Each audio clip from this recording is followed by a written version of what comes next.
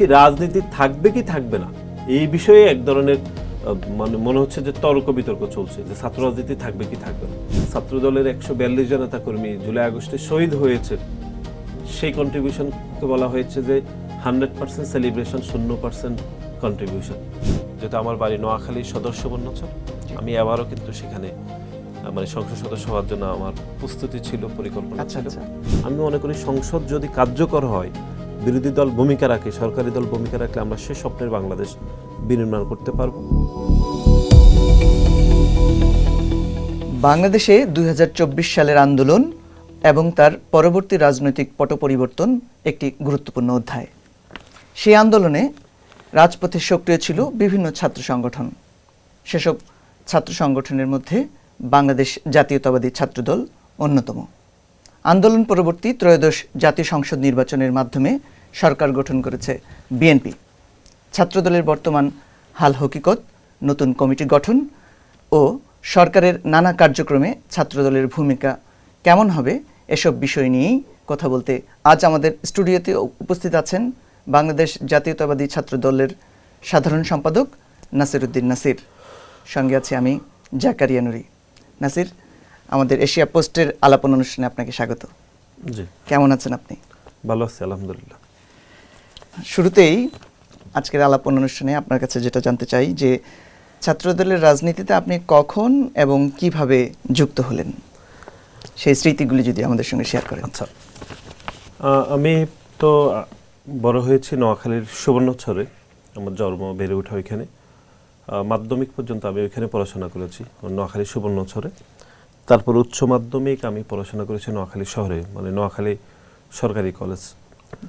তারপরে ঢাকা বিশ্ববিদ্যালয়ে ভর্তি হয়েছে। ঢাকা বিশ্ববিদ্যালয়ে ভর্তির আগ পর্যন্ত আমি কোনো রাজনীতি, কোনো কিছুতে আসলে সম্পৃক্ত ছিল না। বিশ্ববিদ্যালয়ে ভর্তির পরেই আমি রাজনীতিতে সম্পৃক্ত হয়েছি, সেটি 2008 সালের পরে। অর্থাৎ আমি 7-8 শিক্ষাবর্ষে ভর্তি হয়েছি, আমাদের ক্লাস শুরু হয়েছে 2008 সালের পরে। তো বিশ্ববিদ্যালয়ে ভর্তির পরে থেকে আমি বাংলাদেশি জাতীয়তাবাদ বা শিক্ষা ঐক্য প্রগতির যে স্লোগানবাহী সংগঠন বাংলাদেশ জাতীয়তাবাদী ছাত্রদলের রাজনীতিতে সম্পৃক্ত হয়েছে। তো এটি বলা চলে যে 2008 সালের আগে আমি মানে হচ্ছে রাজনীতি বা রাজনীতির যে পথ পরিক্রমা, এগুলো কোনো কিছুর সাথে আমার পরিচয় ছিল না। একদম বিশ্ববিদ্যালয়ে ভর্তির পরেই রাজনীতি শুরু। বিগত আওয়ামী সরকারের আমলে তো ছাত্রদলে অনেক নেতাকর্মী নির্যাতিত হয়েছিল, ক্যাম্পাস কেন্দ্রিক হোক বা ক্যাম্পাসের বাইরে হোক। সেই সময় আপনার কোনো অভিজ্ঞতা যদি আমাদের সঙ্গে শেয়ার করতেন। দেখুন, এটা তো আমরা দীর্ঘ সময় ধরে রাজনীতি করতে হয়েছে। ধরেন এখন আমরা দায়িত্বে রয়েছে, বিভিন্ন পদ পদবিতে দায়িত্বে আমরা ছিলাম। তো ধরুন, বাংলাদেশ জাতীয়তাবাদী ছাত্রদলের জন্য সবথেকে বড় পরীক্ষা হয়েছিল 13-14 যে আন্দোলন, মানে নির্বাচনের আগে, যে একটি বিনা ভোটে নির্বাচনের আগে যে গণতান্ত্রিক আন্দোলন হয়েছিল, আপনি জানেন।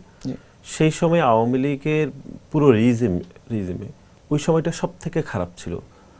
আমি যদি ধরে নিই সে লম্বা 17 বছরের শাসন আমলে সব থেকে বেশি আপনার মনে আছে গুম খুনের কিন্তু ঘটনা শুরু হয়েছে 13-14 থেকে। যে নির্বাচনকে আমরা যে প্রতিহত করার যে গণতান্ত্রিক আন্দোলন আমরা করছি, সে আন্দোলন থেকে ছাত্রদলই সব থেকে বিএনপির ব্যানগাঁট হিসেবে সামনের সারিতে ছিল। তো সেখানে অসংখ্য নেতাকর্মী যারা আমাদের শহীদ হয়েছেন, গুম হয়েছেন, এখনও যাদেরকে পাওয়া যায়নি। সুতরাং সে গণতান্ত্রিক আন্দোলন করতে গিয়ে আমরা শাহবাগে, আমার মনে আছে তখন আমরা এখনকার সময় থেকে তো বেশ ছোটই, তারপর ছাত্রলীগ যুবলীগ দ্বারা শিকার হতে হয়েছে, আমি সহ আরও কয়েকজন। এটা একটি ঘটনা। 2018 সালেও ঠিক একই জায়গায় হয়েছিল। এর বাইরে 2010 সালের দিকে ঢাকা বিশ্ববিদ্যালয়ে আমি তখন কিছুদিন হলে ছিলাম, হলেও ছাত্রলীগের নির্যাতনের শিকার হতে হয়েছে। এগুলো আমাদের সকল সহকর্মীদের জানা। এর বাইরে তো সকল আন্দোলন সংগ্রামে কম বেশি নির্যাতন, পুলিশি হামলা, এর মধ্যে দিয়ে আসলে আমাদেরকে যেতে হয়েছে। বাংলাদেশের রাজনৈতিক পট পরিবর্তনের একটি অন্যতম অধ্যায় বা সময় আমরা 2024 সালের যে জুলাই আন্দোলন বলি, সেই আন্দোলনের আরেকটি মোক্ষম সময় হলো 5 আগস্ট। সে 5 আগস্টে আপনার অবস্থান কোথায় ছিল, বা আপনি তখন সেদিন আপনি কোথায় ছিলেন, কি করছিলেন, এবং আপনার দেখার সেই সময় স্মরণীয় কিছু ঘটনা যদি দর্শকদের উদ্দেশ্যে বলেন। আচ্ছা, প্রথমত হচ্ছে আমরা যদি 3 তারিখ থেকে ধরি, ধরুন আগস্টের 1 এবং 2 তারিখ এক ধরনের একটা পরিস্থিতি ছিল যে তখন এক দফার বিষয়ে আমাদের সাথে, বিশেষ করে ধরুন ছাত্র দলের মাধ্যমে বিএনপির সাথে হচ্ছে যারা সমন্বয়করা জেল থেকে বের হওয়ার পরে, মানে যে প্রথম যে অংশটি যারা জেলে গিয়েছেন, ধরেন জনাব নাহিদ, হাসনাত, সার্জিস, তারা জেল থেকে বের হওয়ার পরে আমাদের দলের পক্ষ থেকে আমরা যেন এক দফার বিষয়ে যেন সিদ্ধান্ত গ্রহণ করা হয় সেজন্য আমরা তারা দিয়েছিলাম বারবার তাদেরকে। তো নিশ্চয়ই তারা আরও অনেকের সাথে আলাপ আলোচনা করছিল, কিন্তু আমার মনে রয়েছে আমরা 27-28-এর পর থেকে আমাদের দলের পক্ষ থেকে এটি বারবার বলা হচ্ছিল, যেহেতু যোগাযোগগুলো আমাদের সাথেই সব থেকে বেশি হচ্ছিল তাদের। তো সে সময়ে আমরা এক দফার বিষয়ে করণীয় পরীক্ষা নিরীক্ষা বারবার দলের সাথে তাদের সমন্বয়গুলো আমরা করছিলাম, ছাত্রদল, বিশেষ করে ছাত্রদলের সভাপতি এবং আমি। তো হচ্ছে 30 তারিখে আপনি জানেন যে 30 তারিখ 31 তারিখে বাংলাদেশের মানুষ আসলে দুই ভাগে একদম পর্যায়ক্রমে বিভক্ত হয়ে গিয়েছিল। যখন যে লাল পতাকা, লাল ব্যাচ ধারণ সামাজিক যোগাযোগ মাধ্যমে, তখন আন্দোলনের মানে হচ্ছে আপনার ফেসবুক প্রোফাইলে বা সামগ্রিকভাবে মানুষ যেন দুই ভাগে বিভক্ত। কেউ একদম প্রোফাইল লাল করে রেখেছে এবং গুটি কয়েক মানুষ কালো করেছিল, আপনার মনে আছে। তো তারই ধারাবাহিকা আমরা 30, 31, 1, 2, 3 তারিখে আমরা খুবই আসলে ব্যস্ত, কখনো মাঠে কখনো পলিসি মেকিং, এগুলোর মধ্যে আমরা ছিলাম। আর আপনি 5 তারিখের কথা যেটি বললেন, তো 5 তারিখে তো 4 তারিখ রাতে সিদ্ধান্ত পরিবর্তন হলো, প্রোগ্রামটা শিফট করে যে ঢাকা চলো চূড়ান্ত কর্মসূচি যেটি দেওয়া হলো, যেটি জনাব আসিফ দিলেন। তো 4 তারিখের ভোরবেলা, অর্থাৎ 5 তারিখ যে সকাল হবে, ধরেন আজকে এরকম 5 তারিখ হলো, আমি ছিলাম বনশ্রীতে। তো বনশ্রী থেকে আমরা ভোররাতে বলতে একদম শেষের দিকে পুলিশের যারা অবসরপ্রাপ্ত বা অনেকে অব্যাহতিপ্রাপ্ত এরকম কয়েকজন আমাদের বিশেষ ব্যবস্থাতে আমাকে শাহবাগ, মানে হচ্ছে আমরা শাহবাগে আসার কথা ছিল, কিন্তু শাহবাগে আসার পরিস্থিতি ছিল না। আমরা প্রেস ক্লাবে আমরা এসেছিলাম একটা রুমে, তখন ইন্টারনেট একদম ক্লাবস, মানে কোনো ধরনের ইন্টারনেট, আবার স্বাভাবিক মোবাইলের ইন্টারনেট পাওয়া যাচ্ছে না। আমরা একদম ফজরের পরে আমাকে এখানে রেখে দেওয়া হয়েছিল, আমাদের সাথে একজন সাংবাদিকও ছিলেন।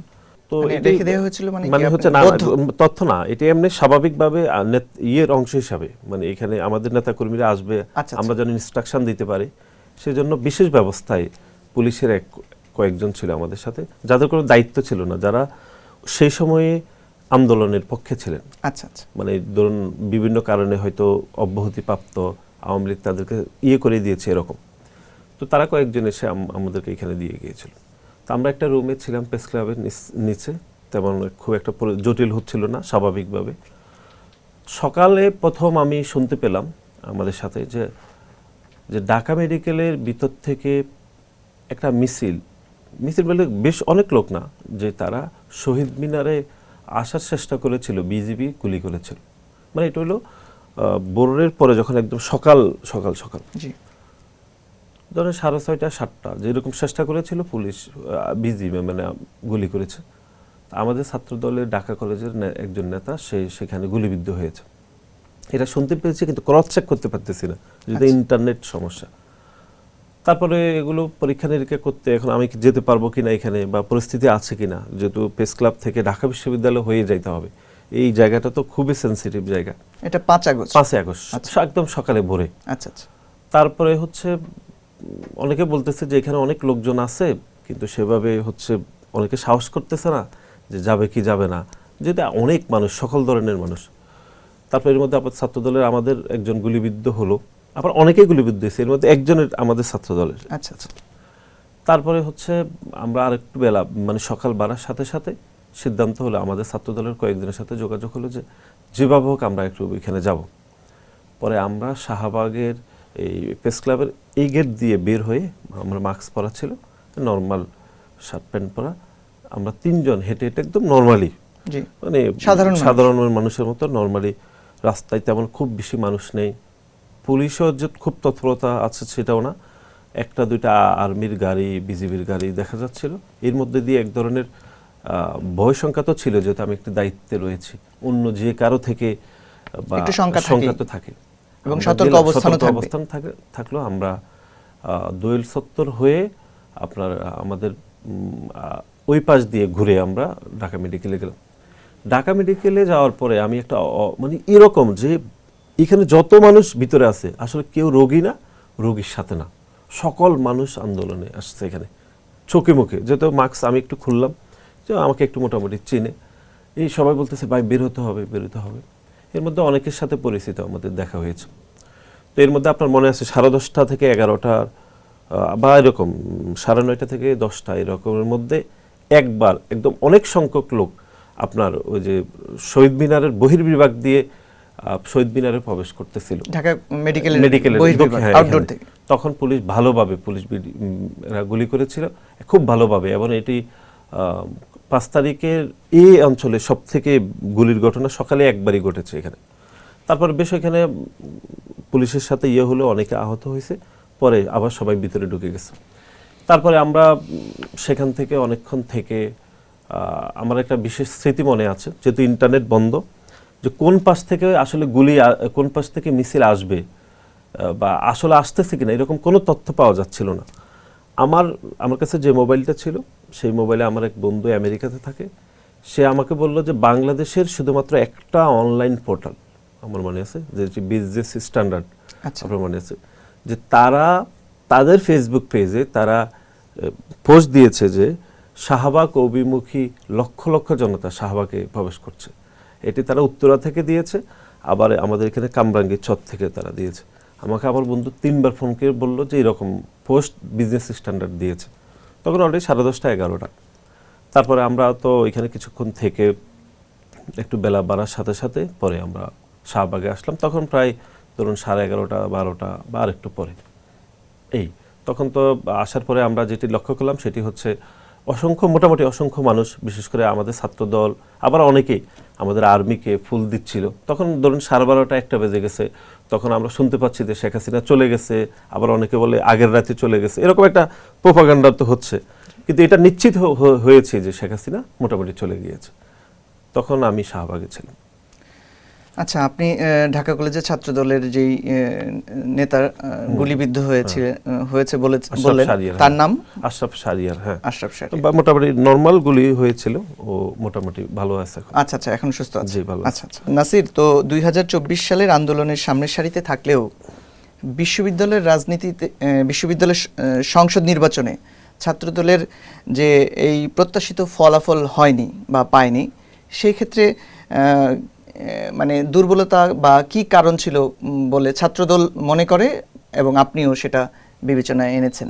প্রথমত হচ্ছে আমার যেটি মনে হয় সেটি হচ্ছে ছাত্র সংসদ নির্বাচনের জন্য যে পর্যাপ্ত সময় ছাত্র সংগঠনগুলোকে বিশ্ববিদ্যালয়ে দেওয়ার কথা ছিল সেটি কোনোভাবে নিশ্চিত করা হয়নি। এটি আমার 1 নম্বর, এটি আমাদের সবসময় দাবি ছিল। বিশ্ববিদ্যালয় প্রশাসন তড়িঘড়ি করে একটি বিশেষ গোষ্ঠীকে জিতানোর তাদের প্রাথমিক লক্ষ্য ছিল এবং সেটিতে সফল হয়েছে। এটি এই জন্যই বলছি, এটি ব্যাখ্যা তো দিচ্ছি। সেটি হচ্ছে ধরুন 17 বছর ধরে আপনি বাংলাদেশের কোনো শিক্ষা প্রতিষ্ঠানে স্বাভাবিক পলিটিক্সটি আপনি করতে পারেননি। আপনি একদম ধরুন ছাত্রদলের একদম সর্বশেষ সদস্য বা সমর্থক, সে যদি বাংলাদেশ জাতীয়তাবাদী ছাত্রদল বা আমাদের চেয়ারম্যান জনাব তারেক রহমান, বা তখন তো ম্যাডাম ছিলেন, ওনার ফেসবুক পেজে একটি লাইক দিয়েছেন, কমেন্ট করেছেন, তাকেও হল ছাড়া করতে হয়েছে, ক্যাম্পাসে যেতে দেওয়া হয়নি, পরীক্ষা দেওয়া হয়নি। সেরকম একটি সংগঠনকে আপনি মাত্র কয়েক মাসের মাথায় এরকম একটি ছাত্র সংসদ নির্বাচনে প্রতিযোগিতা করতে হয়েছে। এখন আপনি হয়তো বলতে পারেন যে তাহলে বাকিরা তো করতে পারেনি, কিন্তু বাকি যারা নির্বাচনে জিতেছে, ধরুন বিপিজিএস হয়েছে, আপনি দেখেন তারা প্রত্যেকে আওয়ামী লীগের শাসনামলে হলে থেকেছে, ক্লাস করেছে, পরীক্ষা দিয়েছে। তারা গুপ্তভাবে রাজনীতি করেছে, গুপ্তভাবে রাজনীতি করে তারা সেটি সুফলতা পেয়েছে। আমি মনে করি ছাত্র সংসদ নির্বাচনে হারার পিছনে দায়িত্ব আমাদের নিশ্চয় রয়েছে। এর বাইরে বিশ্ববিদ্যালয় প্রশাসনের সিদ্ধান্তগুলো রেজাল্টকে একপেশে করার পিছনে অনেক বেশি গুরুত্বপূর্ণ ভূমিকা রেখেছে বলে আমি ব্যক্তিগতভাবে আমার সেটি মনে হয়। শীঘ্রই নতুন ছাত্রদলের নতুন কমিটি ঘোষণার আলোচনা আসছে, যে শীঘ্রই ঘোষণা হবে। তো সেক্ষেত্রে ছাত্রদলের নেতৃত্ব বাছাইয়ে কোন কোন যোগ্যতা বা কোন কোন বিষয় প্রাধান্য দেওয়া হয় ছাত্রদলের নেতৃত্ব বাছাইয়ের ক্ষেত্রে, সেই বিষয়টি একটু বলবেন। আর সঙ্গে যদি এটা একটু জানান যে নতুন কমিটি ঘোষণাটা আসলে কবে হচ্ছে? প্রথম হচ্ছে শেষের অংশটুকু বলি। জি, আমাদের 2019 সালের সর্বশেষ যে কাউন্সিল হয়েছে ছাত্রদলের, সেখানে দেশের সকল কাউন্সিলররা আমাদের দলের চেয়ারম্যানকে, অর্থাৎ তৎকালীন ভারপ্রাপ্ত চেয়ারম্যান জনাব তারেক রহমানকে ছাত্রদলের সাংগঠনিক অভিভাবক হিসেবে দায়িত্ব প্রদান করেছেন। ছাত্রদলের সেন্ট্রাল কমিটি গঠন, কমিটি স্থগিত করা, নতুন কমিটি করা, সব কিছুর সিদ্ধান্ত জনাব তারেক রহমান নেওয়ার যে এখতিয়ার ওনাকে দেওয়া হয়েছে। সুতরাং উনি যখন চাইবেন তখন কমিটি হবেন। উনি কমিটি দেওয়ার আগ পর্যন্ত বর্তমান কমিটি দায়িত্ব পালন করবে। এটি এখনকার আমাদের গঠনতন্ত্রে এটিই নিয়ম। আচ্ছা আচ্ছা। সুতরাং কবে হবে এই বিষয়ে সুস্পষ্ট আমার কাছে কোনো তথ্য নেই। তবে আমি মনে করি যে হয়তো কমিটি তো আমাদের মার্চের 1 তারিখে মেয়াদ শেষ হয়েছে, কমিটি হবে যখন উনি প্রয়োজন মনে করবেন তখন হবে, কিন্তু সুনির্দিষ্টভাবে এটি আমার কাছে কোনো তথ্য নেই। ঠিক আছে। আর আপনি এরপরে বললেন কিরকম নেতৃত্ব, আমি মনে করি ধরুন এখন তো একটি পরিস্থিতি তৈরি হয়েছে, বিশেষ করে ধরুন গণতান্ত্রিক আন্দোলন মোটামুটি পরিসমাপ্তি হয়েছে, রাজপথে যে আন্দোলনগুলো আমরা বুঝাই। জি। তা একই সাথে শিক্ষার্থীদের অধিকারের জন্য যারা কাজ করতে পারবে, এখন যেহেতু একটু পরিস্থিতিগুলো খুবই স্বাভাবিক, যারা শিক্ষার্থীদের স্বার্থ সংরক্ষণ করতে পারবে, একটা ইতিবাচক রাজনীতি যাদের মধ্যে রয়েছে, এখনকার বাস্তবতায় 5 তারিখের পরে যে আমরা একটা ইতিবাচক রাজনীতির মধ্যে রয়েছে, সকল কিছু বিচার বিশ্লেষণ করে যাদের এই সক্ষমতা যোগ্যতা তৈরি হয়েছে বা পার্টি মনে করবে যে এই সক্ষমতাগুলো তার মধ্যে রয়েছে, নিশ্চয়ই সেই নেতৃত্বে আসবে। আচ্ছা, খুব চমৎকার বলেছেন। নেতৃত্ব বাছাইয়ের ক্ষেত্রে আসলে যোগ্যতা মাপকাঠিগুলি পরিমাপক হওয়া উচিত, তাহলেই বাংলাদেশের ছাত্র সংগঠনগুলি সুন্দরভাবে পরিচালিত হবে এবং পরিপাটিভাবে তাদের কার্যক্রম পরিচালনা করতে পারবে। নাসির, একটা বিষয় খুব খটকা লাগে যখন আমরা দেখি যে 5 আগস্টের আগে ছাত্রদল এবং ছাত্র শিবির একত্রে কাজ করেছে, তারা একসঙ্গে পথও চলেছে, কিন্তু 5 আগস্টের পরে তারা নানা বিরোধে জড়াচ্ছে। এই বিরোধে জড়ানোর কারণ কি বলে আপনি মনে করেন? একসাথে কাজ করেছে বলছে একই গণতান্ত্রিক আন্দোলনে ভিন্ন ভিন্ন প্ল্যাটফর্ম থেকে আমরা কাজ করেছি, যেটা ঠিক আছে, একসঙ্গে চলেছে তো। হ্যাঁ জি। আর বিরোধের আমাদের দিক থেকে আসলে কোনো বিরোধ নেই। আপনি যদি বলেন ছাত্রদলের পক্ষ থেকে কোনো বিরোধ রয়েছে কিনা, আমি অবশ্যই বলবো না, আমাদের পক্ষ থেকে কোনো বিরোধ। আচ্ছা। 5 তারিখের পরে থেকে বিরোধের যে এলিমেন্ট, প্রাসঙ্গিকতাগুলো প্রথম তৈরি হয়েছে। আপনার মনে আছে প্রত্যেকটি ক্যাম্পাসে মানববন্ধন করা হয়েছে, বিশেষ করে গণ অভ্যুত্থান চলার সময়ও আপনি যখন 9 দফা প্রণয়ন হচ্ছিল, তখন ছাত্রদলের সাথে যারা সমন্বয়ক ছিল তাদের একটা বিষয়ে আমরা মতভেদ হয়েছিল যে 7ম দফায় দলীয় ছাত্র রাজনীতি বন্ধ করতে হবে। এটি আমরা তখনই সুস্পষ্টভাবে আমরা এটির বিরোধিতা করেছিলাম, এবং আমাদের বিরোধিতার কারণে 7ম দফা নিয়ে বলা হয়েছে যে এটি আসলে 9ম দফার মধ্যে থাকবেই না। পরবর্তী সময় আসলে 1 দফার মধ্যে আমরা চলে গিয়েছি, এইটা নিয়ে খুব বেশি আলাপ আলোচনা হয়নি। আপনার মনে আছে 5 তারিখের পরে প্রতিটি ক্যাম্পাসে এরকম মানববন্ধন করা হয়েছে, দলীয় ছাত্র রাজনীতি থাকবে না, এমনকি রাজনীতি থাকবে কি থাকবে না এই বিষয়ে এক ধরনের মানে মনে হচ্ছে যে তর্ক বিতর্ক চলছে যে ছাত্র রাজনীতি থাকবে কি থাকবে না। এবং এই প্রতিটি বিষয়কে সামনে নিয়ে আসছে শিবির, এবং একদিকে ক্যাম্পাসে তারা দলীয় ছাত্র রাজনীতি বন্ধ করতে হবে ক্যাম্পেইন করেছে, আরেকদিকে তারা তাদের কমিটিগুলো প্রকাশ করেছে, এবং যারা প্রতিটি ক্যাম্পাসে এই মানববন্ধনগুলোতে নেতৃত্ব দিয়েছে দলীয় ছাত্র রাজনীতি থাকতে পারবে না, তারা পরবর্তী সময়ে ছাত্র শিবিরের বিভিন্ন পদে পদায়িত হয়েছে। এটি একটি ফ্যাক্ট।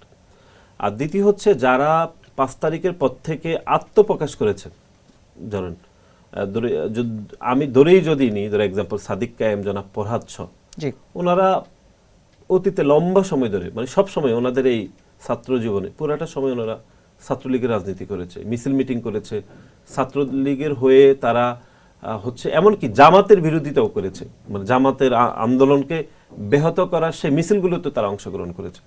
এখন স্বাভাবিকভাবে তারা যখন ছাত্র শিবিরের এরকম দায়িত্বে চলে আসতেছিল, তখন এটি এক ধরনের বীরত্ব তৈরি হচ্ছিল। আর দ্বিতীয় হচ্ছে সর্বশেষ যেটি, সেটি হচ্ছে ক্রমাগতভাবে ছাত্রদলের বিপক্ষে যে ন্যারেটিভগুলো দাঁড় করানো হচ্ছিল, যেটাই ছাত্রলীগ সেটাই ছাত্রদল।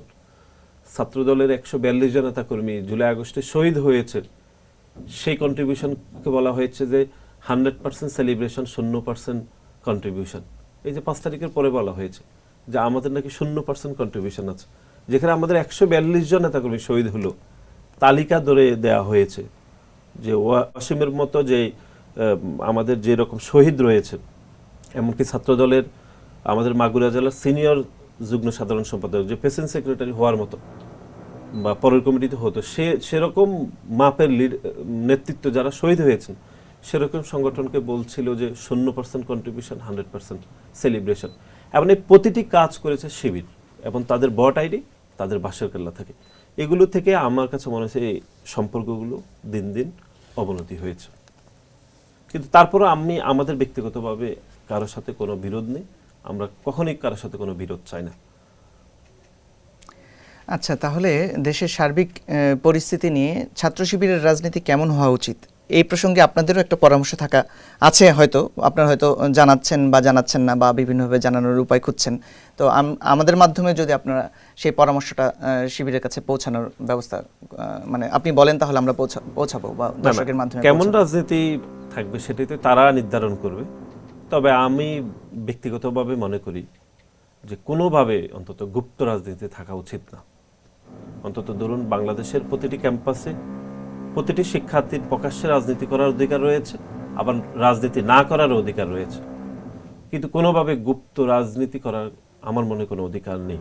কারণ গুপ্ত রাজনীতি যদি আপনি করে থাকেন, তাহলে আপনি যদি দোষ ত্রুটি করেন অথবা ভালো কাজ করেন, বা যে আপনাকে আইডেন্টিফাই তো করা যাচ্ছে না, বা আপনার কাজের মেজারমেন্ট তো করা যাচ্ছে না, যা আপনার পলিটিক্যাল আইডেন্টিটি তো নিশ্চিত করা যাচ্ছে না, আমি মনে হয় আমার মনে গুপ্ত রাজনীতি অন্তত শিবিরের অন্তত এখন পরিহার করা উচিত।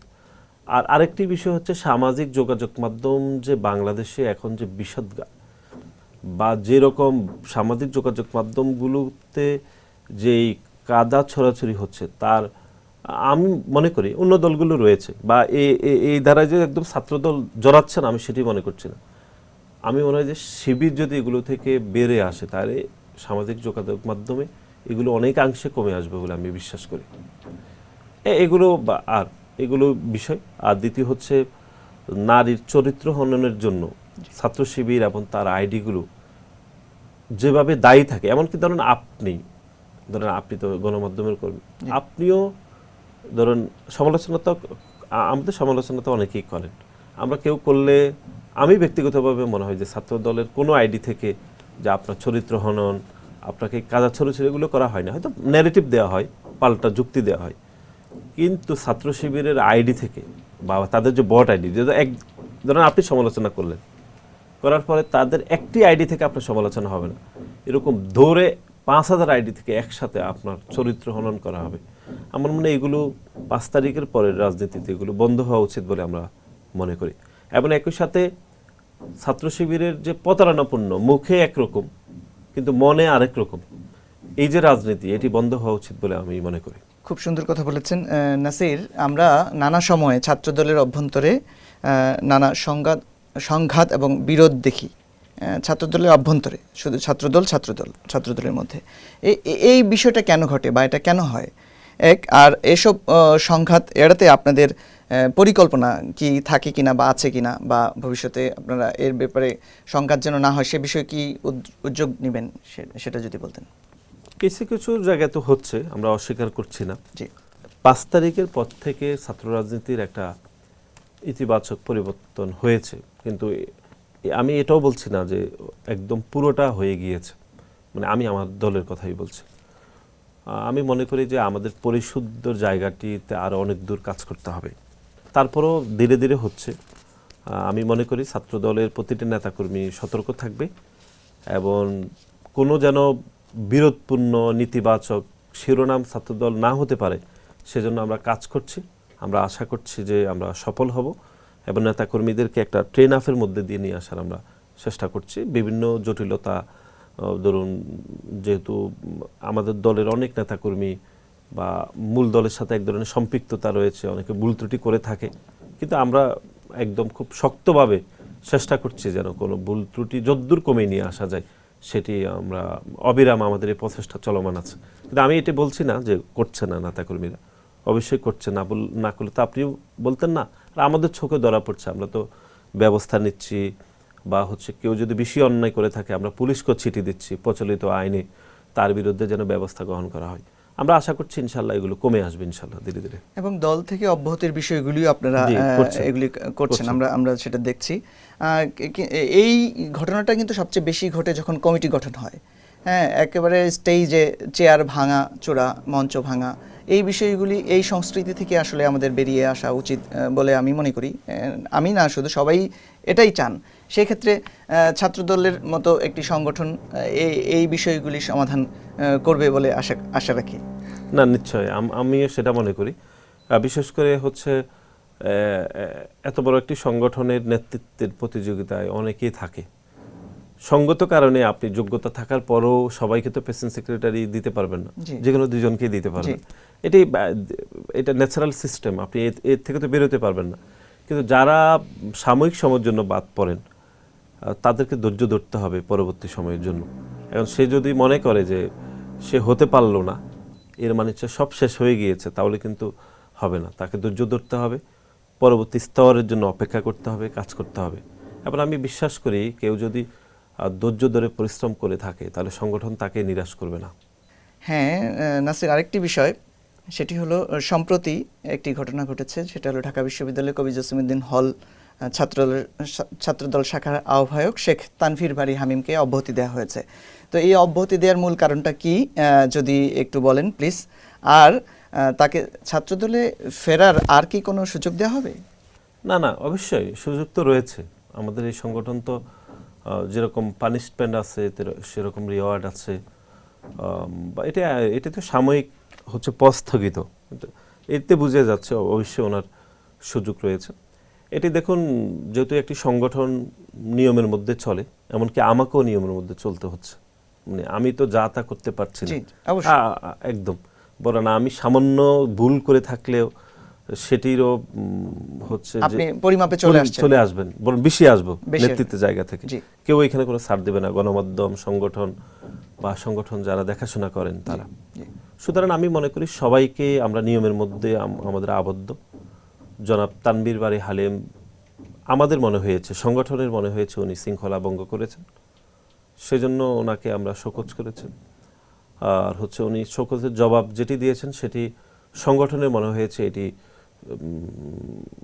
মানে ওনার জবাবটি আমাদের কাছে ইতিবাচক মনে হয়নি, সেজন্য আমাদের এই সিদ্ধান্ত নিতে হয়েছে। তারপরে ওনার সুযোগ আছে, অ্যাপ্লিকেশন উনি অলরেডি করেছেন বোধহয়, আমি শুনেছি। সেটি যাচাই বাছাই হচ্ছে। তারপরে আমাদের একটি টিম কাজ করছে, যখনই মনে হবে যে এটি তুলে দেওয়া হবে।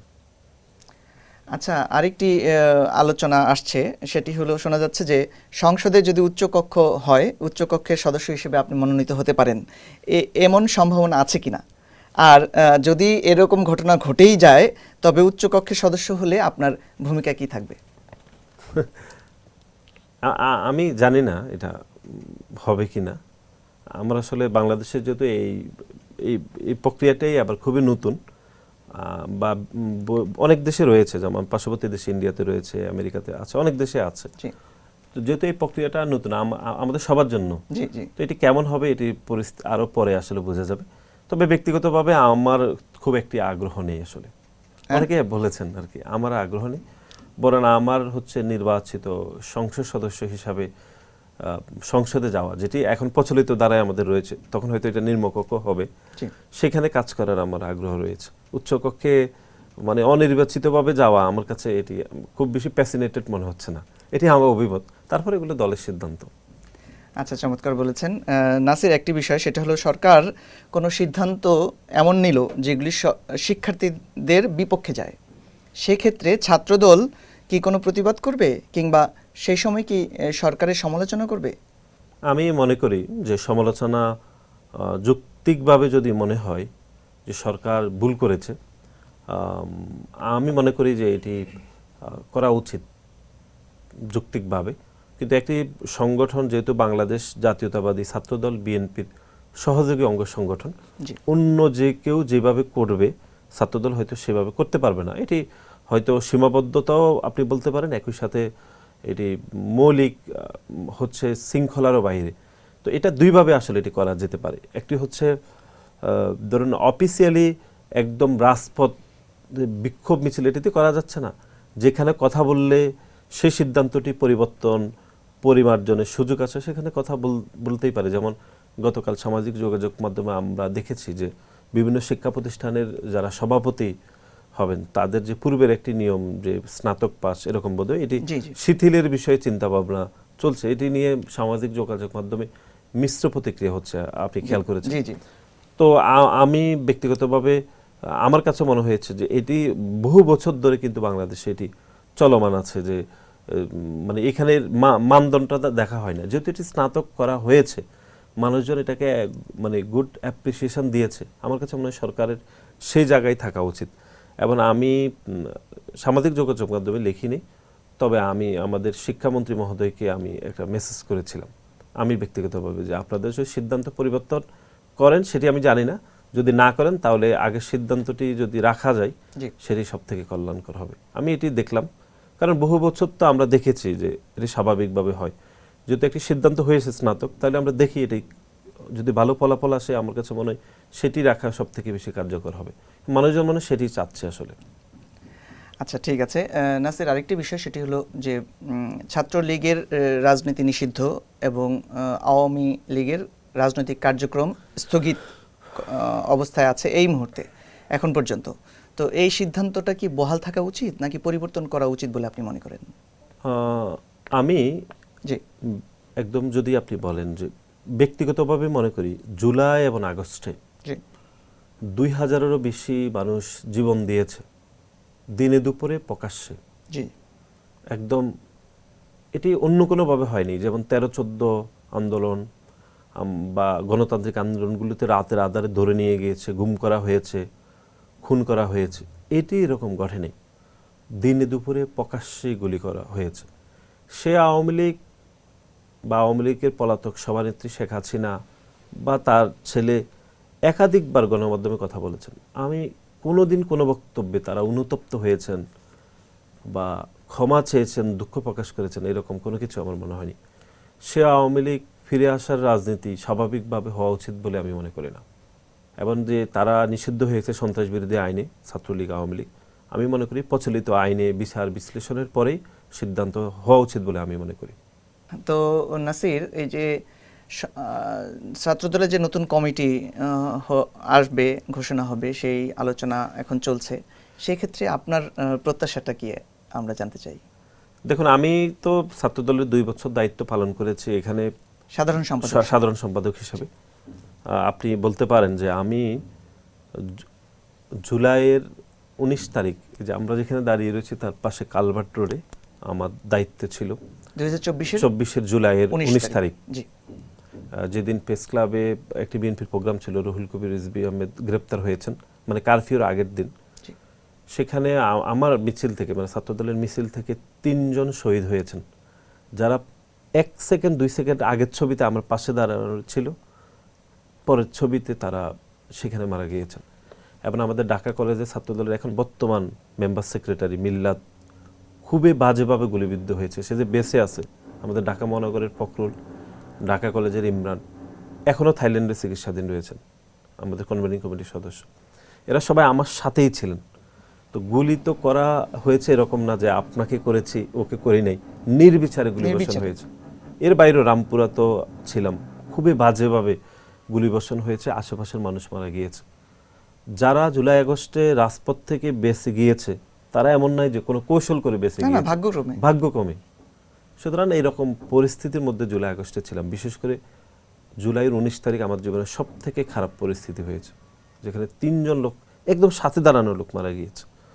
সুতরাং আমরা বেঁচে আছি, বিশেষ করে জুলাইয়ের 19 তারিখে আমি যে বেঁচে গিয়েছি, এটি আমাকে মাঝে মধ্যে মানে মনে হয় যে আল্লাহ নিজ হাতে আসলে বাঁচিয়ে দিয়েছেন। আমাদের 3 জন যারা গুলিবিদ্ধ হয়েছেন, মানে এত খারাপভাবে গুলিবিদ্ধ হয়েছেন, আমাদের মিল্লাদের এখানে গুলি লেগেছে, আর যদি একটু এদিকে লাগতো ওইখানেই মারা যেত। আমাদের ঢাকা মহানগরের ফখরুলের গুলি এইখান দিয়ে ঢুকে এইখান দিয়ে বের হয়েছে। এখন আপনি দেখলেই বুঝবেন যে গুলির দাগ আছে। আমার সাথেই দাঁড়ানো ছিল, মানে থাকে না পেশেন্ট সেক্রেটারির সাথে দাঁড়াতে থাকতে হয়। আমাদের ইমরান এখনও চিকিৎসাধীন আছে, আপনি এখনও যদি পায়ের ছবি দেখেন আপনার বুক কেঁপে উঠবে। তো আমরা সেই পরিস্থিতি থেকে তো বেঁচে গিয়েছি। আমার ব্যক্তিগতভাবে কোনো প্রত্যাশাই নেই। আর আমরা দায়িত্ব পালন করেছি, আল্লাহ আমাদেরকে সুযোগ দিয়েছেন এরকম একটা আন্দোলনে ছাত্রদলের মতো একটি বড় সংগঠন রাজপথে শক্তিশালীভাবে ছিল। 142 জন আমাদের সহকর্মী মারা গিয়েছে। এটি কোনো সহজ কোনো কথা না। আপনি ধরেন এই টেলিভিশনে কাজ করেন, আপনার সবাই সহকর্মী, একজন সহকর্মীও যদি কোনো একটি অ্যাক্সিডেন্টে ক্ষতিগ্রস্ত হয়, আপনি স্বাভাবিক থাকতে পারবেন না। এই ছাত্রদলের সবাই নিয়ে আমাদের পরিবার। সেই প্রতিদিন ছাত্রদলের নেতাকর্মীরা শহীদ হতো, পরিবারের সাথে কথা বলতাম, তাদের দাফনের ব্যবস্থা কোথায় কি হচ্ছে, আমাদের তখনকার সময় ভারপ্রাপ্ত চেয়ারম্যানকে অবহিত করে আবার রাজপথে যাওয়া, আবার পলিসি মেকিংয়ে কাজ করা, এটি জুলাই আগস্টের সব থেকে কঠিন ছিল আমাদের জন্য, বিশেষ করে আমি আবার আমার সভাপতির জন্য। আমরা সেই সময় কাজ করেছি। আল্লাহর রহমতে দেশ এখন একটা গণতান্ত্রিক ধারায় আছে। ছাত্রদল কোনো ক্যাডেট দাবি করেনি, বিশ্বাস করেন আপনি, এবং ক্যাডেট দেওয়া হয়নি। এবং আপনি বললাম না যে আগস্টের 5 তারিখের পরে বলা হয়েছে যে 0% কন্ট্রিবিউশন, 100% সেলিব্রেশন। আপনি একবার চিন্তা করতে পারেন, এরকম বলা হয়েছে, যেখানে আমরাই বেঁচে গিয়েছি, সংগঠনের শীর্ষ নেতা আমাদের রাকিবুল ইসলাম রাকিবের হাতে এখানে গুলিবিদ্ধ হয়েছে। আমি তো জানেনই যে এখানে কিভাবে আমরা বেঁচে গেছি। সেই সংগঠনের আমরা সেই সময় দায়িত্ব পালন করেছি। আমাদের ব্যক্তিগতভাবে কোনো ক্রেডিট দেওয়া হয়নি, আমরাও চাইনি। সুতরাং আমি এরকম একটা পরিস্থিতিতে দায়িত্ব পালন করেছি। আল্লাহ আমাদেরকে বাঁচিয়ে দিয়েছে। 19 তারিখে জুলাই রামপুরা তো খুবই খারাপভাবে হয়েছে, আরও 2-3 দিন পরে। তারপরে 20 জুলাই আমরা প্রথম ঢাকা শহরে কারফিউ ভেঙে মিছিল করেছিলাম, বাংলাদেশের সকল গণমাধ্যম দেখিয়েছিল। সেই কারফিউ ভাঙার মিছিলের পরে পুলিশ গুলি করেছিল শান্তিনগর এলাকাতে, আমাদের কেউ গুলিবিদ্ধ হয়নি, নির্বিচারে গুলিবর্ষণ করেছে। তো আমরা এই পরিস্থিতির মধ্যে গিয়েছি। সুতরাং নতুন করে আমাদের এখানে কোনো চাওয়া পাওয়ার আসলে কোনো কিছু নেই। আপনাকে সহজ করে বললাম, ছাত্র সংসদ নির্বাচনগুলোতে আমরা খারাপ রেজাল্ট করেছি, এটি নিঃসন্দেহে ব্যর্থতা, কিন্তু অনেক কারণ ছিল। তারপরও আমি মনে করি জুলাই আগস্টে আমরা পুরো বিএনপির প্রতিনিধিত্ব হয়ে আমরা প্রতিনিধিত্ব করেছি সামনে থেকে। আমাদের দলের চেয়ারম্যান, তখনকার ভারপ্রাপ্ত চেয়ারম্যান, প্রতিনিয়ত এই আন্দোলনের সাথে সম্পৃক্ত ছিলেন, পার সেকেন্ডে। এখনকার যারা সমন্বয়ক হয়তো রাজনৈতিক কারণে বিরোধিতা করবেন দুই একটি বিষয়ে, বা হয়তো আনঅফিসিয়ালি করেনও না, আমার সাথে সবারই ব্যক্তিগত সম্পর্ক খুব ভালো। প্রতিনিয়ত তারাও কানেক্ট ছিলেন জনাব তারেক রহমানের সাথে পরোক্ষভাবে। সাথে সাথেই বলতেন যে ভাই চেয়ারম্যান সাহেবকে, ভারপ্রাপ্ত চেয়ারম্যানকে একটু জানিয়ে রাখেন, ওইখানে একটু বলে দেন এটা করতে, প্রতিনিয়ত। তো আমরা তো এরকম আন্দোলন করেছি, কিন্তু আন্দোলনের কোনো ক্রেডিট আমরা দাবি করিনি, বা এটি ইতিহাসেও যে খুব ভালোভাবে ছাত্রদলের নাম রয়েছে আমি সেটিও মনে করি না। তো সুতরাং চাওয়া পাওয়া প্রত্যাশা এগুলো নাই। মহান আল্লাহ এরকম একটি ছাত্র সংগঠনের দায়িত্ব দিয়েছেন, আমরা দায়িত্ব পালন করেছি। ব্যক্তিগতভাবে আমার মনে হয় না 5 তারিখের পরে আমাদের ব্যক্তিগতভাবে কোনো বিষয়ে আমাদেরকে দোষারোপ করা হয়েছে, বা আমি নিজে কোনো একটা বিষয়ে জড়িত হয়েছি খারাপ, এরকম আমি মনে করি আমি হইনি। দোষ ত্রুটি হয়েছে, বক্তব্য বিবৃতি, রাজনৈতিক তর্ক বিতর্ক হয়েছে, এর বাইরে সবটাই ভালোভাবে থাকার চেষ্টা করেছে। আর শুধু তাই নয় নাসির, আপনি তো জুলাই আন্দোলনের অনেক সংকটময় মুহূর্তের কথা বললেন। আপনি 2024 সালের মার্চ মাসের 1 তারিখ থেকে আপনি ছাত্রদলের কেন্দ্রীয় কমিটির সাধারণ সম্পাদক হিসেবে দায়িত্বভার গ্রহণ করেন। তখন থেকে এখন পর্যন্ত, বা 5 আগস্ট আগ পর্যন্ত পুরোটাই কিন্তু একটি সংকটময় মুহূর্তের দায়িত্ব পালন করেছেন। সার্বিকভাবে একদম শুরু থেকে এ পর্যন্ত, আজ পর্যন্ত, এই সময় পর্যন্ত দায়িত্বকালে আপনাকে 100-র মধ্যে কত নাম্বার দেওয়া যেতে পারে বা আপনি আশা করেন? না, এটা তো আমি বলতে পারবো না, এটা আমার পক্ষে তো আমাকে মার্ক দেওয়া সম্ভব না। তবে আমরা সৎভাবে দায়িত্ব পালন করার চেষ্টা করেছি। বিশেষ করে যদি আপনি আমার কথাই বলেন, মানে অন্য কোনো সংগঠনকে, এমনকি শিবিরকেও অযথা দোষারোপ করে বক্তব্য দেওয়া, এগুলো আমাদের দিক থেকে হয়নি। যেটুকু হয়েছে, শিবির আরও সৌহার্দ্যপূর্ণ রাজনীতি করতে পারত সৎভাবে। তারপরে দ্বিচারিতা না হয়ে তারা কৌশলের অংশ হিসাবে রাজনীতি করেছে, এগুলো আমাদেরকে মর্মাহত হয়েছে। এমনকি এখনও ধরেন আমি সামাজিক যোগাযোগ মাধ্যমে একটি পোস্ট যদি আমি শেয়ার করি, সাথে সাথে এখানে না পড়ে, এখানে ধরেন আমি 1 মিনিটে ধরেন 500 হাহা রিয়েক্ট হয়ে যায়। ধরেন আমি এরকম একটা লেখা দিয়েছি যে 3 মিনিট লাগবে পড়তে বা 2 মিনিট, কিন্তু 10-15 সেকেন্ডে 200-500 হাহা রিয়েক্ট হয়ে যায়। আমি মনে করি যে শিবিরের এগুলো পরিবর্তন করা উচিত। এমনকি আমাদেরও যদি কেউ এখানে জড়িত থাকে, তাদের পোস্টে গিয়ে ইট শুড বি চেঞ্জ, এরকম হইতে পারে নাকি একটা সভ্য দেশে? তারপরে হচ্ছে ধরেন আমাদের অনেক নারীরা ছাত্রদল করেন, তাদের ফেসবুকের কমেন্ট সেকশন বন্ধ করে দেওয়া হয়েছে শিবিরের বট আইডি ভয়ে, যে এমনভাবে বাজেভাবে হেয় করা হয়। এগুলো ছাত্রলীগের সময় ছিল, ঠিক আছে। তো আবার এমনও আছে যে আমাদের কিছু আইডি থেকে বা আমাদের কিছু নেতাকর্মীরাও করে থাকে। এই যে প্রতিযোগিতায় চলে আসতে যেত, দেখা যায় তারা যদি প্রতিযোগিতা 100 জনে করে, তখন আমাদের মধ্যে তো 2-1 জনের তৈরি হয় যে আমরাও একটু করি, ঠিক আছে। আমি এদের সহজ করে স্বীকারোক্তি করলাম আপনাকে, যে আমাদের কয়েকজন গিয়ে তখন সেখানে করে থাকে। এতে ধরেন ছাত্রী সংস্থার 2-1টা মেয়ের বিপক্ষে এরকম 1 বা 2 বার পোস্ট করেছে, কারণ আমরা শক্ত হাতে সেগুলো বলেছি আমাদের নেতাকর্মীদেরকে, যে আমাদের প্রতিপক্ষ হতে পারে, কিন্তু কোনো নারীর সংবেদনশীলতার বিষয়ে কিন্তু কোনো ক্ষমা করা হবে না। যে আমাদের বিরুদ্ধে মত হলো তার চরিত্র হনন করা যাবে না। আমরা কিন্তু শক্তভাবে সাংগঠনিকভাবে আমরা কথা বলেছি। সুতরাং আমি মনে করি যে এগুলো সবই পরিবর্তন হওয়া উচিত। এবং আপনি যেটি বললেন যে কত দিবেন, সেটা তো আপনারা বা আমাদের নেতাকর্মীরা বা আমাদের সহকর্মী অন্য রাজনৈতিক দলের, তারা এগুলো ভালো বলতে পারবে। আমরা দায়িত্ব পালন করেছি, দায়িত্ব শেষ আলহামদুলিল্লাহ। এখন আমরা বাড়তি সময়ে আছি, নতুনরা দায়িত্বে আসবে, এটি সবাই মিলে মূল্যায়ন করবে।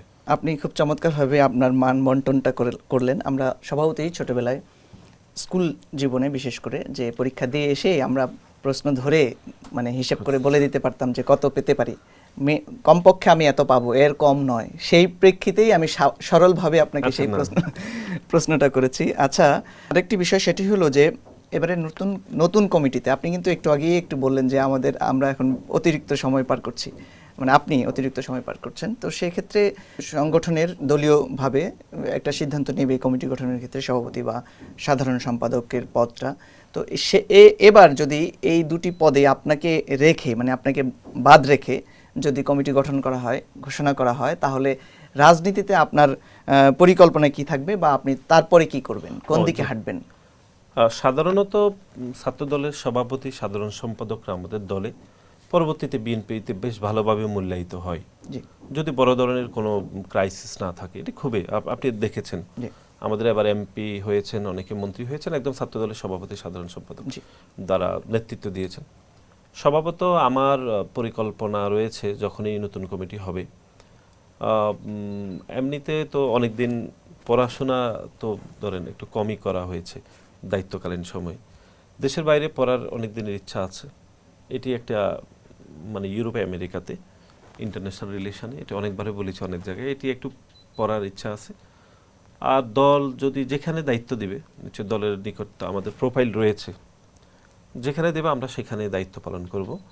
এবং যারা দায়িত্বে আসবেন ছাত্র দলে, তাদেরকে সবসময় সহযোগিতা থাকবে, পরামর্শ থাকবে। আর ব্যক্তিগতভাবে কোথায় যায় এটা আসলে পরিস্থিতি ভালো বলতে পারবে, বা কোথায় আসলে খালি আছে বা অন্য জায়গায় তো অনেকে দায়িত্ব পালন করছেন। তবে একটা জায়গায় এমনি কাজ করার সুনির্দিষ্ট পরিকল্পনা আছে আমার এলাকায়, যেহেতু আমার বাড়ি নোয়াখালী সদর সুবর্ণচর। আমি এবারও কিন্তু সেখানে মানে সংসদ সদস্য হওয়ার জন্য আমার প্রস্তুতি ছিল, পরিকল্পনা ছিল। তো নিঃসন্দেহে একটা জায়গায় যাচ্ছি, সেটা হচ্ছে এলাকায় পরবর্তী নির্বাচনের জন্য নিজেকে প্রস্তুত করা, এলাকায় কাজ করা, এখনো করছি। নোয়াখালী সদস্য সুবর্ণচর এটি তো থাকবে, একই সাথে তো দলেরও দায়িত্ব থাকতে হবে। আমি যেহেতু কেন্দ্রীয় রাজনীতি করি, সেখানে দল যেখানে দায়িত্ব দেবে সেখানে। চমৎকার বলেছেন। আপনাকে ছাত্র দলে যদি আবার দায়িত্ব দেওয়া হয়, তখন তো আর আপনার এত আশা সহজেই পূরণ হবে না, তখন আরো সময় লাগবে হয়তো। কিন্তু দায়িত্ব পালনের পাশাপাশিও কিন্তু আপনার যে উচ্চ শিক্ষার বিষয়টি বললেন, সেটাও কিন্তু করা যেতে পারে। না, তা যায়, কিন্তু দায়িত্বকালীন সময় তো আর এখন আর ইউরোপ আমেরিকাতে যাওয়া যাবে না। আমি যদি এরকম হয় যে আমাদের দায়িত্ব থেকে নতুন কাউকে দায়িত্ব দেওয়া হয়েছে, সেক্ষেত্রে একদম যাওয়ার একটা পরিকল্পনা আছে, যদি আল্লাহ রিজিক রাখে। আচ্ছা, ঠিক আছে। যদি নতুন কোনো নেতৃত্ব আসে ছাত্র দলে, তাহলে তাদের ব্যাপারে, নতুন নেতৃত্বের বিষয়ে আপনার কি পরামর্শ আছে?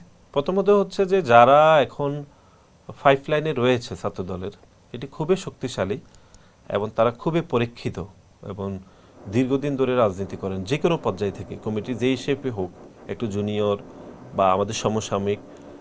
আমি খুবই আশাবাদী প্রত্যেকের বিষয়ে, এবং দলের কমিটমেন্টের বিষয়ে তারা খুবই পরীক্ষিত।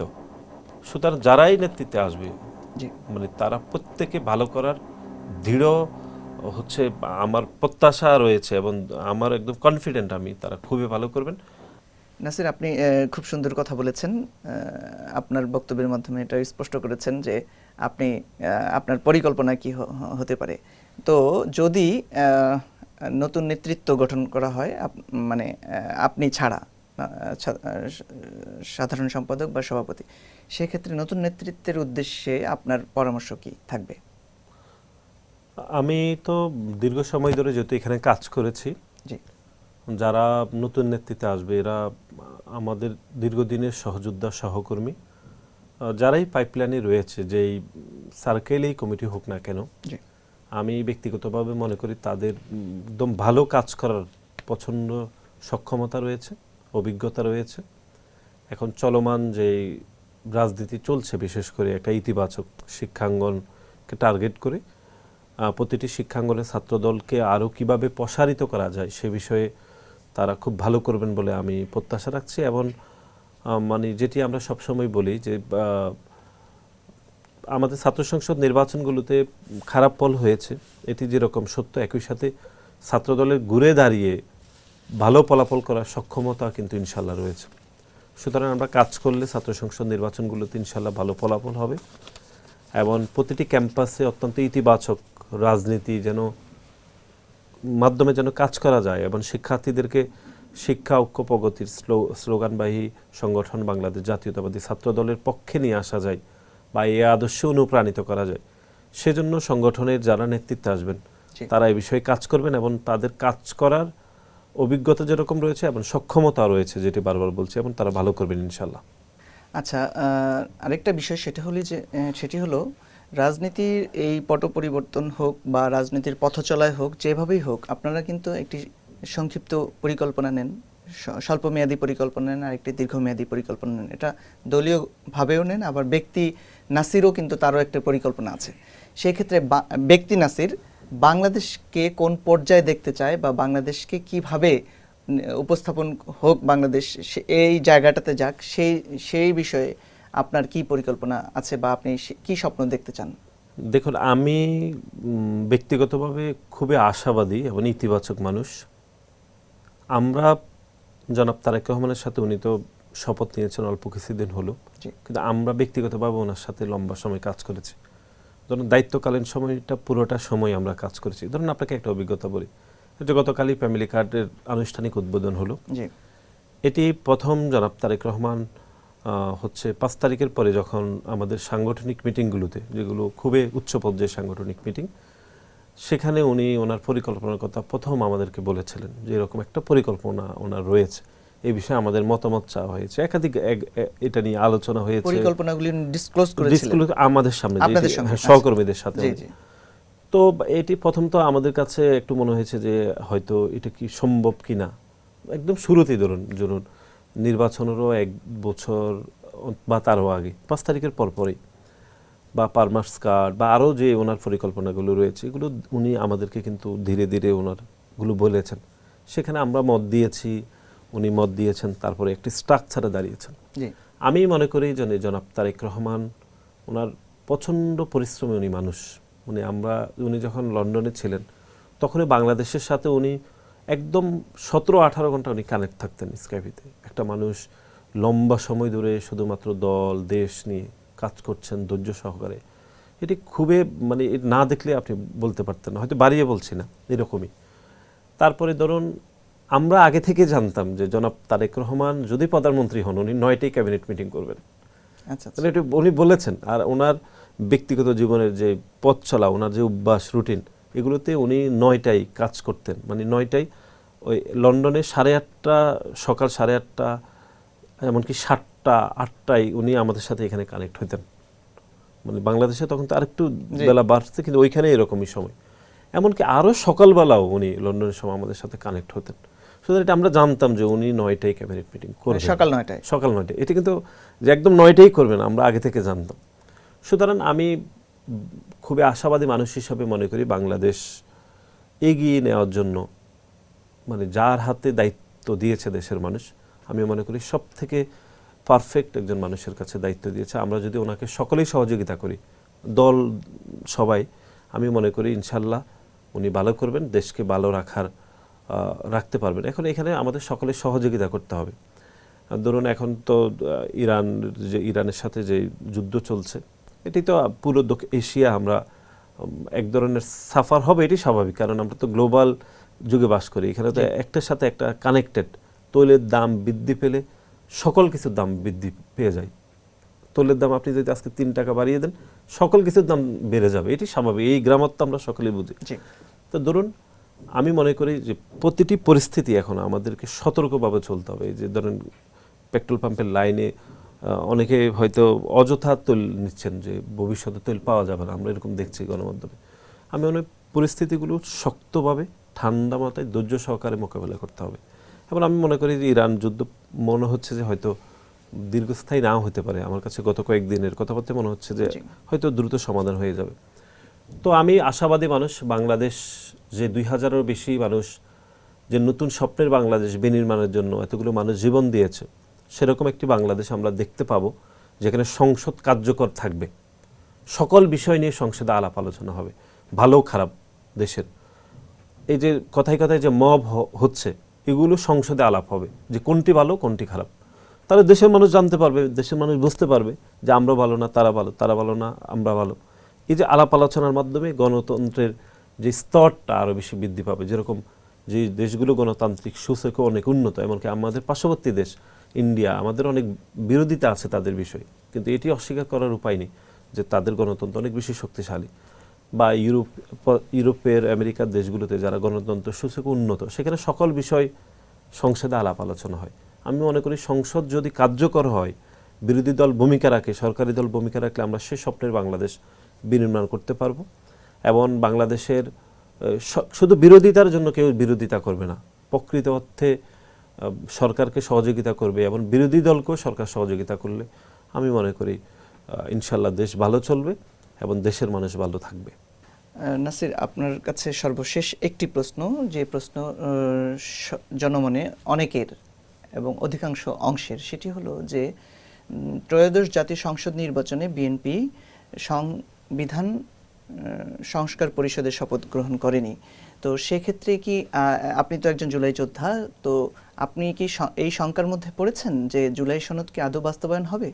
কোনো সংশয় নেই, এটি এই জন্যই সংশয় নেই, খুবই ক্রিস্টাল ক্লিয়ার যে বিএনপি জুলাই সনদে যেই বিষয়গুলোতে নোট অফ ডিসেন্ট দিয়েছে, আগে থেকে বলেছে যে আমরা এই বিষয়গুলোতে একমত নই, সেগুলো বাদ দিয়ে যে বিষয়গুলোতে স্বাক্ষর করেছে প্রতিটি অক্ষরে অক্ষরে পালন করবে। এখন জুলাই সনদে স্বাক্ষরের সময় আমি বলেছি যে আমি এই বিষয়ে আমরা একমত না আপনাদের সাথে, সে বিষয়ে একমত হবে না। এটিতে আগেই জনগণের নিকট আমরা ওয়াদাবদ্ধ যে আমরা জুলাই সনদে স্বাক্ষর করেছি, কিন্তু এই কয়টা পয়েন্টে আমরা একমত নই। সুতরাং এটি তো আগে থেকে আমরা জনগণকে আগে থেকে বলে রেখেছি। জনগণ যদি সেটি পছন্দ না করতো, তাহলে জনগণ তো ভোট দিত না বা আস্থা রাখতো না। এখন জনগণের কাছে তো আমরা পূর্বে ওয়াদাবদ্ধ যে আমরা এই বিষয় করতে পারবো, এই বিষয় জুলাই সনদে করতে পারবো না। সুতরাং আমি মনে করি এটি নিয়ে কোনো সংশয় নেই।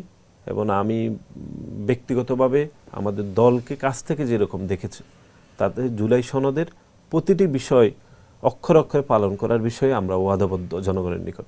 এবং যেটি স্বাক্ষর করে নাই, যেটি শপথের সময়, এটি আমার কাছে কোনো বাড়তি মেজারমেন্ট মনে হচ্ছে না। ইনশাল্লাহ প্রতিটি ধাপ ইনশাল্লাহ সময়ের সাথে সাথে এটি বাংলাদেশ জাতীয়তাবাদী দল এখন যেহেতু রাষ্ট্র পরিচালনা আছে, ইনশাল্লাহ আমরা এটি পালন করতে সক্ষম হব।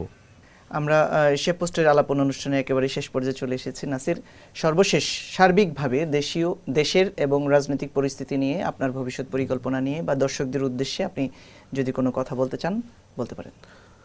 যেহেতু আমরা এখনো ছাত্র দলের রাজনীতি করছি, সুতরাং আমি শিক্ষার্থীদের উদ্দেশ্যে আসলে বলতে চাই। প্রথমত হচ্ছে আমি বাংলাদেশের সকল শিক্ষার্থীকে পবিত্র মাহে রমজানের মোবারকবাদ জানাচ্ছি এবং ঈদ উল ফিতর আসতেছে, আমি ঈদ উল ফিতরের শুভেচ্ছা জানাচ্ছি, অগ্রিম ঈদ মোবারক জানাচ্ছি। বাংলাদেশে গত 5 দশকেরও বেশি সময় ধরে বাংলাদেশ জাতীয়তাবাদী ছাত্রদল শিক্ষা ঐক্য প্রগতির পতাকাকে সামনে রেখে শিক্ষার্থীদের অধিকার আদায়ের জন্য আমরা নিরলসভাবে কাজ করছি। একই সাথে বাংলাদেশের স্বাধীনতা, সার্বভৌমত্ব এবং বাংলাদেশের মানবাধিকার রক্ষা এবং বাংলাদেশি জাতীয়তাবাদকে আরও বেশি শিক্ষার্থীদের মধ্যে প্রসারিত করতে আমাদের এই 5 দশকের পথ চলাকে আমরা অনেক বেশি দীর্ঘায়িত করতে চাই।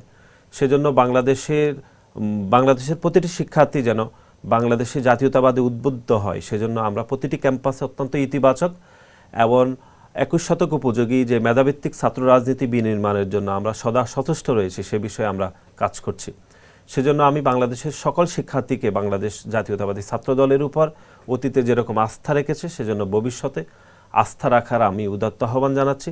এবং আমি মনে করি যে বাংলাদেশের প্রতিটি শিক্ষার্থীদের অধিকার আদায়ের জন্য আমাদের এই প্ল্যাটফর্মটি, অর্থাৎ বাংলাদেশ জাতীয়তাবাদী ছাত্র দল, এই প্ল্যাটফর্মটি আমি মনে করি অত্যন্ত একটি যুগোপযোগী এবং অত্যন্ত কার্যকর প্ল্যাটফর্ম বলে বিবেচিত হবে যদি আপনার অংশগ্রহণ নিশ্চিত থাকে।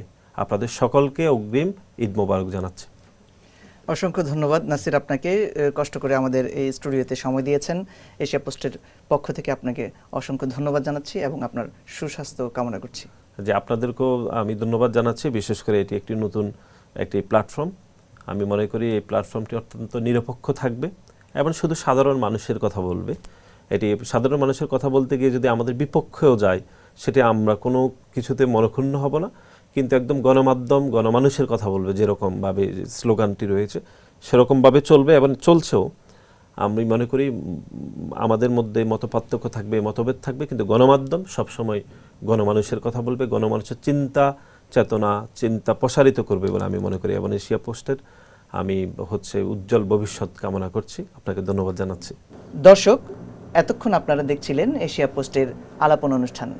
আমাদের সঙ্গে অতিথি হিসেবে ছিলেন বাংলাদেশ জাতীয়তাবাদী ছাত্র দলের সাধারণ সম্পাদক নাসির উদ্দিন নাসির। আমাদের সঙ্গে থাকবার জন্য আপনাদের অনেক অনেক ধন্যবাদ। দেখা হবে আরেক আলাপনে। সে পর্যন্ত সবাই সুস্থ থাকুন, পরিবারকে নিরাপদে রাখুন। আল্লাহ হাফেজ।